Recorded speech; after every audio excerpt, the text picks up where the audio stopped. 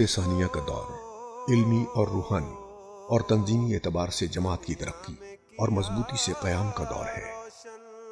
حضرت خلیفۃ المسیح ثانی رضی اللہ نے جو الہی بشارات کے مطابق علوم ظاہری و باطنی سپر کیے گئے تھے، علمی اور روحانی سطح پر نور الہام سے منور ہو کر جماعت کی ہر راستے پر رہنمائی کی۔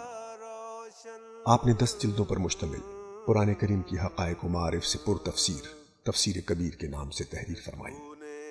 قرآن کریم کا سلیس با محاورہ تفسیری ترجمہ تفسیر صغیر کے نام سے کیا۔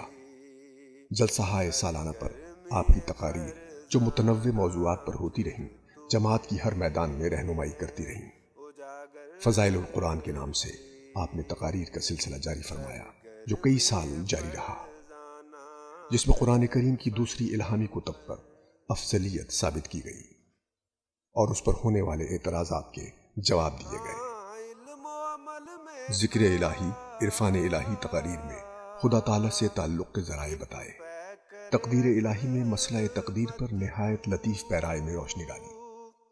پنجاب یونیورسٹی لاہور میں اسلام میں اختلافات کا آغاز کے موضوع پر آپ کی تقریر اسلام میں اختلافات کا حل تلاش کرنے والوں کے لیے رہنما اصول متعین کرتی ہے۔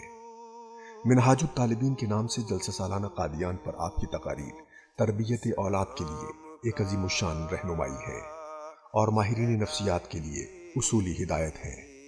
دعوت الامیر کے نام سے امیر امان اللہ خان شاہ کابل کے نام خط حضرت خلیفہ ثانی رضی اللہ کی ایک اہم تصنیف ہے جو جماعت کے عقائد کی مدلل تشریح ہے۔ اسلام کا اقتصادی نظام اور نظام نو کے نام سے آپ کے 2 لیکچرز اس دور میں پیدا ہونے والی معروف اقتصادی تحریک سوشلزم اور کمیونزم کے تنقیدی جائزے اور اسلام کے اقتصادی نظام کی برتری کا ایک حسین مرقع ہے۔ خلافت ثانیہ کے 51 سال جماعت احمدیہ کی تنظیمی روحانی ترقی اور اس کے اکناف عالم تک پھیلنے کے سال ہیں۔ ان سالوں میں جماعت کا پیغام ہندوستان سے نکل کر 4 دانگ عالم میں پھیل گیا۔ سینکڑوں مساجد کی تعمیر ہوئی۔ اردو، سواحیلی، فرانسیسی، ڈچ اور جرمن زبانوں میں قرآن کریم کے تراجم ہوئے۔ اسلامی اصول کی فلسفی کا ہسپانوی زبان میں ترجمہ ہوا۔ بیرونی دنیا میں 96 مشن ہاؤس کھولے گئے۔ اسپین میں سینکڑوں سالوں کے بعد دوبارہ اسلام کی تبلیغ کا آغاز ہوا۔